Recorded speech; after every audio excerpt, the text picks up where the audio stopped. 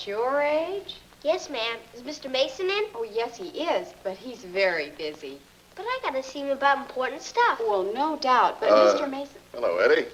Oh, hi, Mr. Mason. It's all right, Miss Jones. This is an important friend of mine, my neighbor. Oh, come on in, Eddie, and we'll discuss this important stuff.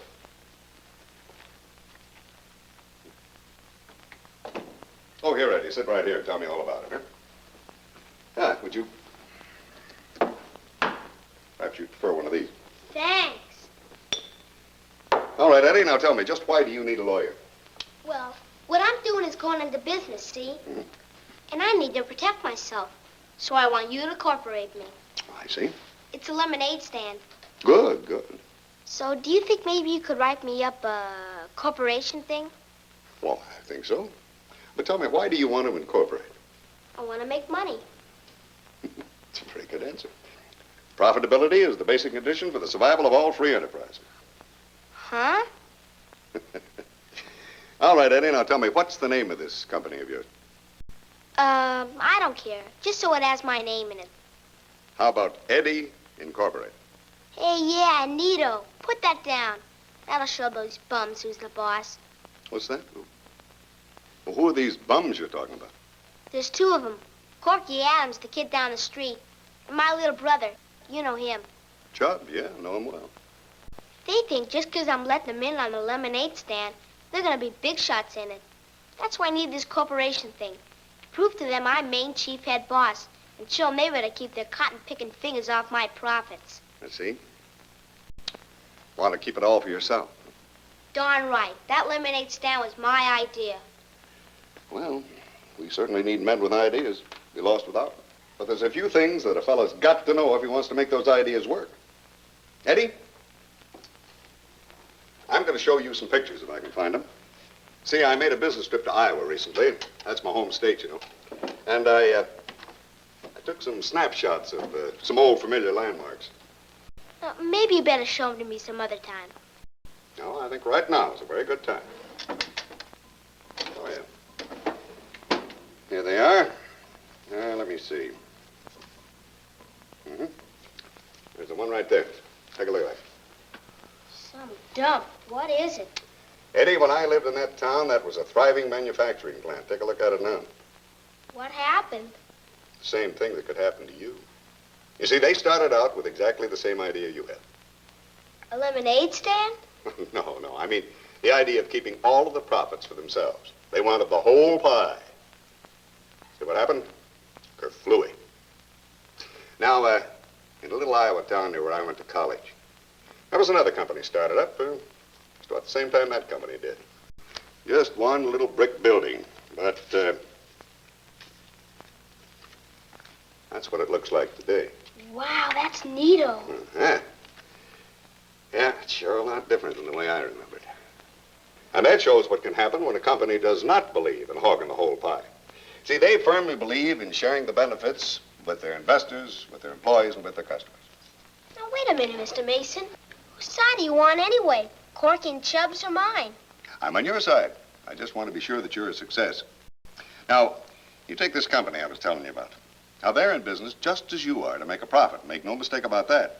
But they've found out that the best way to do that, and they've been doing it for nearly 70 years, is to see that everybody gets a fair shake. It's just good business, Eddie.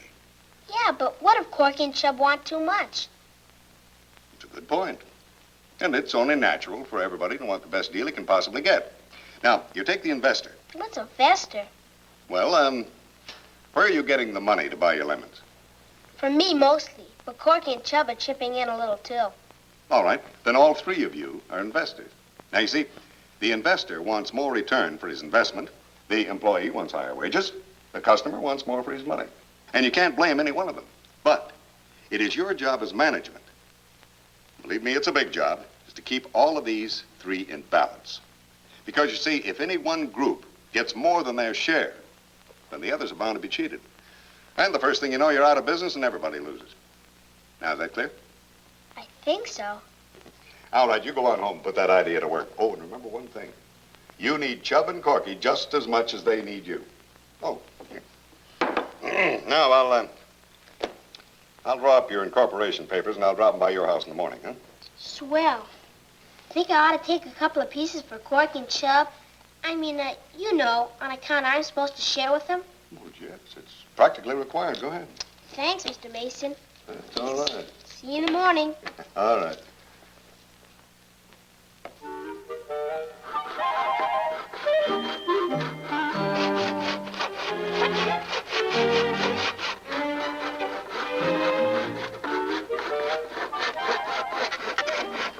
Good morning, Chubb. Oh, good morning.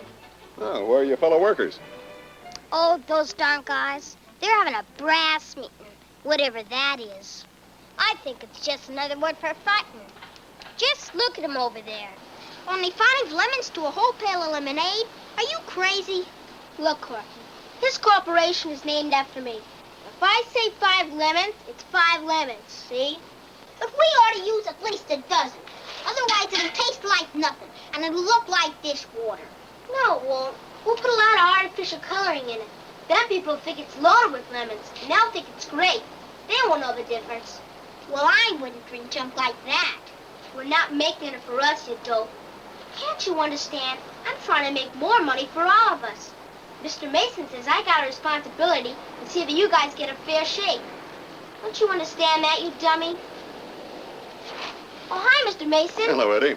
Did you get that corporation thing written up? Sure did. It's right here. Eddie Incorporated. Only, I'm not so sure that you're ready for this yet. What? I'm cutting Corky and Chub in like you said. Well, that is fine. It's fine, but...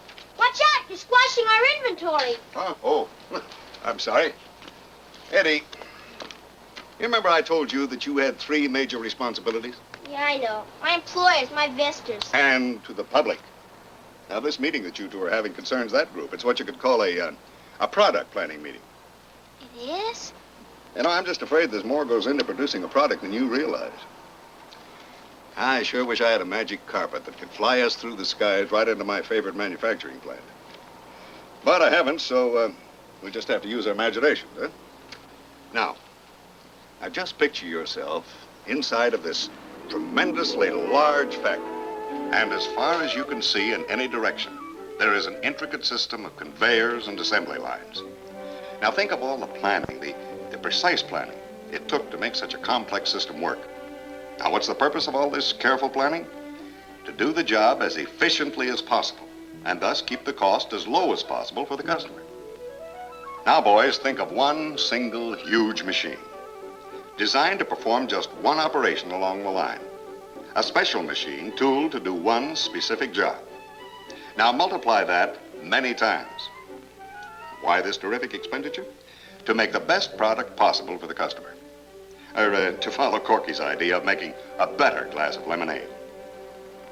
Now, boys, visualize the finished products on a sort of merry-go-round with various wires and meters attached to each one. Now, what is happening?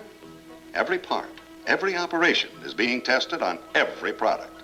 Why? So that the customer will get a product that will work as well as possible for as long as possible. Oh, we're not through yet. Visualize now one whole building, devoted entirely to research. In here, you see engineers and scientists constantly working to find ways and means of improving that product. New designs, more efficient machines, new and better materials. And these fellows you don't get for peanuts. Now, why this expenditure? To ensure the future, to make certain in this swiftly changing scientific world of ours that their product will continue to be the best possible one they can produce. So you say, well, what's all this got to do with us? I get it. It means that if we want to stay in business, we'd better by heck make good lemonade. See, I told you we ought to chunk in at least a dozen lemons to a pail. Dozen? Are you nutty or something? We're putting in 2 dozen. 2 dozen? Darn right. That's official. What are you doing sitting around here, Chub? Get to work. You too, Cork. We gotta get that stand built. Okay. 2 dozen. I had to say that to show Corky I'm still boss. Boy, that's sure gonna chop down on our profits. Not in the long run. After all, that's what really counts. Yeah, but even in the long run, bet you we won't make hardly 40%. 40? How much do you think big corporations actually make? Oh, 50, 60%. No. National average is around 5 or 6%. No kidding? Well, that's a very good return. Of course, if you do a really good job, you might make a little more. Well, Eddie, now you're incorporated. You better get over there and get busy. I want to start buying some of that quality lemonade.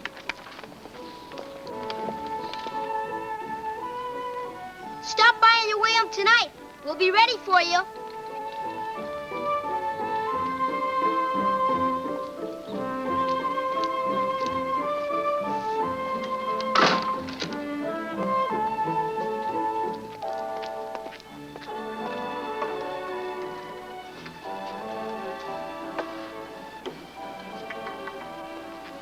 Yeah, wait a minute. Wait. Let me help you with that. Oh, hi, Mr. Mason. Now, where you want it? Yeah, about there. All right. Yeah. Well, I thought you'd be in business by now. What happened? Oh, those two crummy guys quit on me, so I fired them. Hmm? Why'd they quit? They claimed I was bossing them too much and starving them, just 'cause I wouldn't go buy them some candy bars from our money. Man, they beef about everything. Now look what they're doing to me.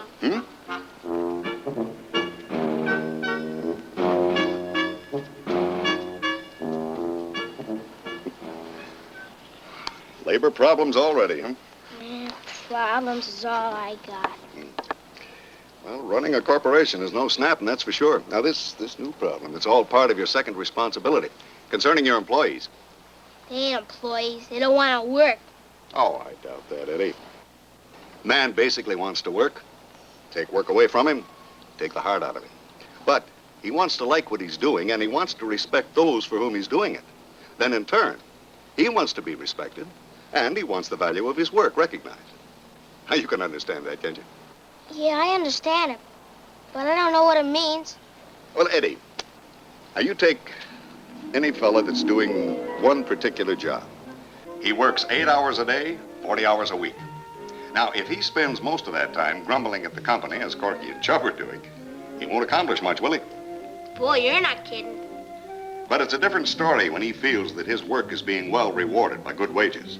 Wages that enable him to have a good home to go to each evening, in a good neighborhood where he can raise his family in a happy, healthy atmosphere. And Eddie, that's one of our prime functions, raising a healthy, moral, intelligent family. But it's a big task. So to help him accomplish the job, a man wants the work he does to provide certain other things, such as recreations, travel, leisure, and other benefits that make for a fuller life. But more on the practical side, he wants measures that will give him a fair chance of maintaining this way of life. Now, for example, he wants his health safeguarded by physical examinations and emergency care, along with health and accident insurance, and unemployment insurance so he can pay his bills during less lucky days. And plus that, there's life insurance, retirement income, and... Whoa, hold it, Mr. Mason. Huh? You want to scare me out of business before I even get in it? Just trying to point out some of the things that corporations have to think about. Wait, Mr. Mason. Huh? Don't help Eddie. He's, beat it, you guys. Wait a minute. That's no way to patch things up. I think you better call him back. Tell him we want to talk things over. I've tried talking to those kooks. Well, I thought maybe you had a different slant on things now. Go on. Go on, call him back. Oh, well, okay. Hey, fellas, come on back. Come on, I'm not going to hit you. I just want to talk to you. Well, all right, but put down that hammer.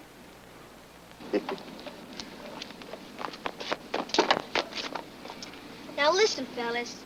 If you help build this stand, I'll see that you live a full life. You mean your pillow's full of candy bars? There they go again. I can't afford that. No, you're right, Eddie. You can't. Chubb, Corky, come here, come here. Now, listen. You have responsibilities just the same as Eddie has. And the basic one is to be willing to do a day's work for a day's pay. That's only fair, though, isn't it? Uh-huh. Okay, now you want other things besides, like, well, candy bars, for instance. All right, now where are you going to get them? From Eddie. No, not exactly. You see, you have to help earn them. How? By doing a better day's work, so that there'll be more to spend for these extra things. You see, Only through increased productivity can come increased benefits. Now, you understand? Do we?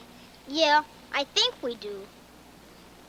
Well, it's good business for you boys, too. Well, I'm going to take my increased appetite home and increase my waistline. I'll see you later, men. Well, don't just stand there like a stoop. Let's get this crazy stand finished.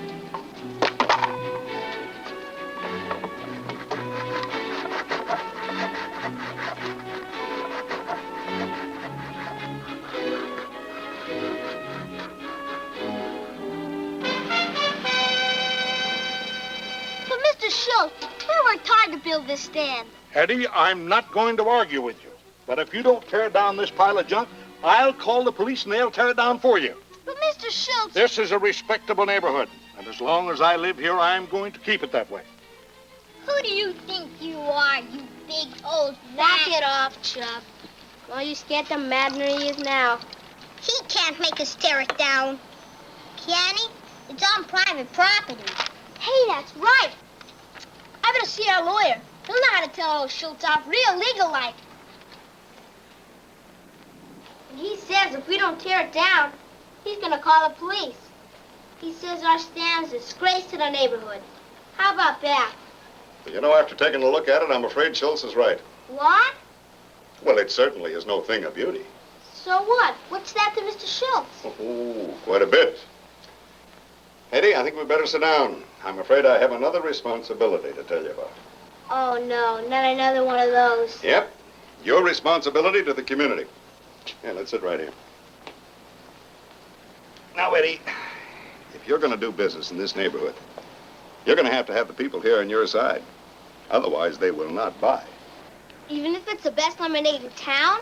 And even so, you have to be a credit to your neighborhood. Even help improve it. Improve it? Why? Well, now, don't you think you could do better business in a good, healthy, prosperous community? Yeah, sure. But what can I do to improve it?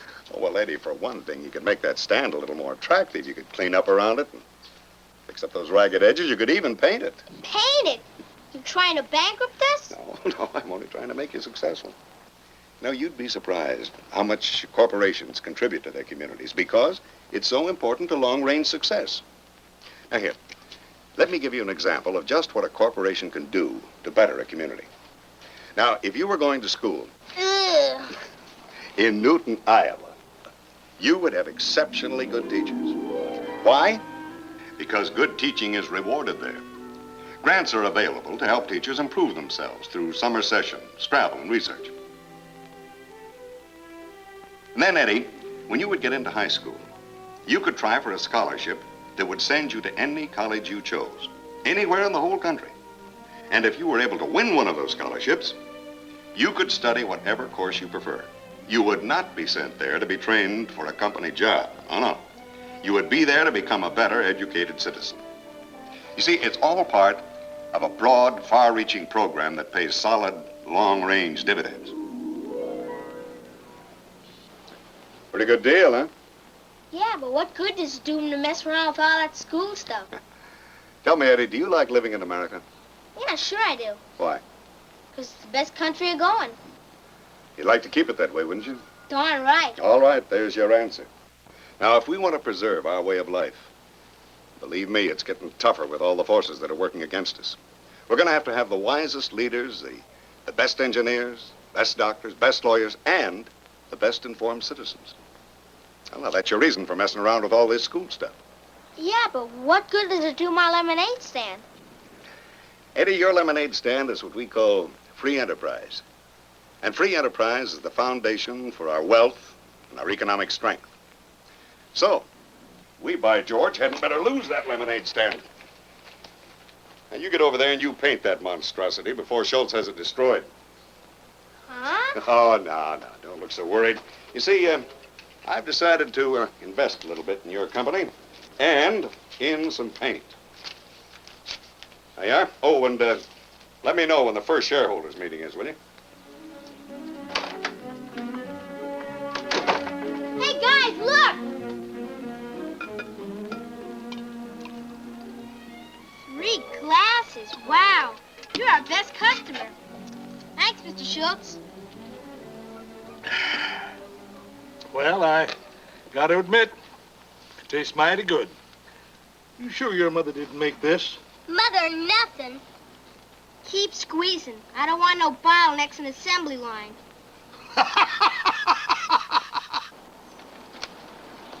Hi, Mr. Mason.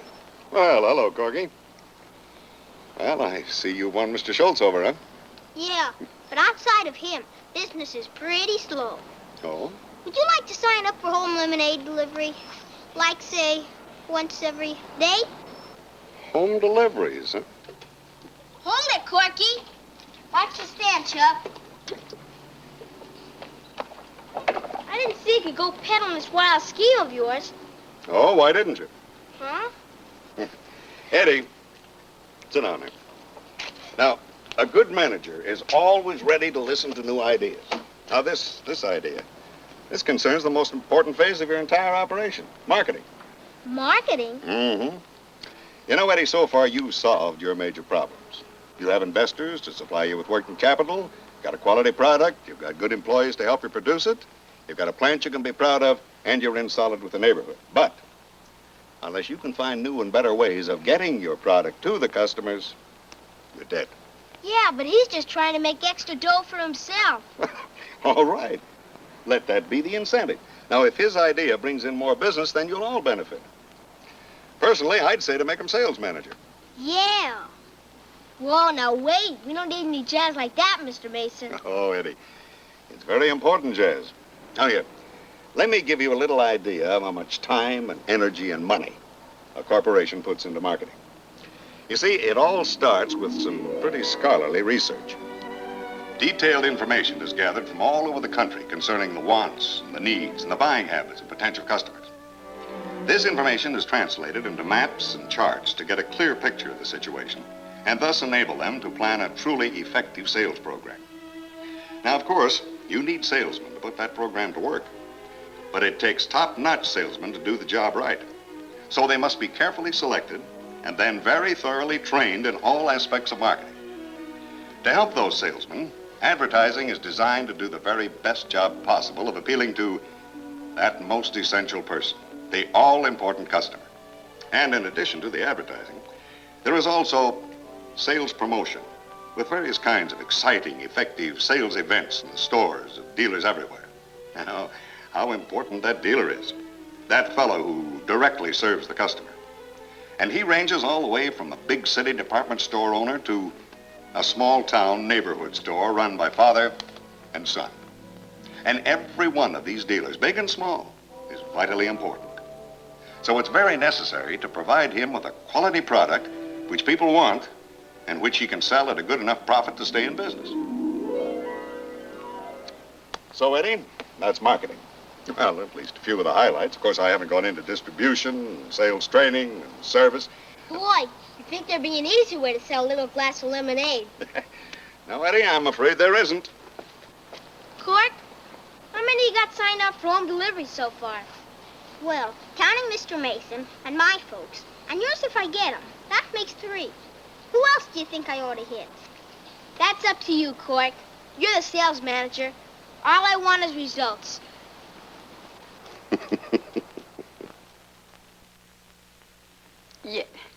Yes, I'll tell him. Yes, I promise. Yes, I'm crossing my heart. Bye. Your #1 client. Says he wants you to stop at his place on your way home. Says it's urgent. Oh, dear. I thought Eddie's problems were all solved. Miss Jones, never go into the lemonade business. It is much too fraught with peril.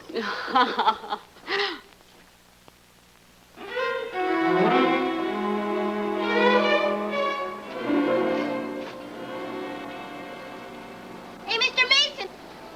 Over here!